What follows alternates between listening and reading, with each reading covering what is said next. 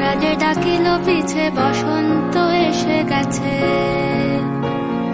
মধুর অমৃত বাণী বেলা গেল সহজেই, মরমে উঠিল বাজি বসন্ত এসে গেছে। থাকতব ভুবনের ধুলি মাখা চরণে মাথা নত করে রব, বসন্ত এসে গেছে,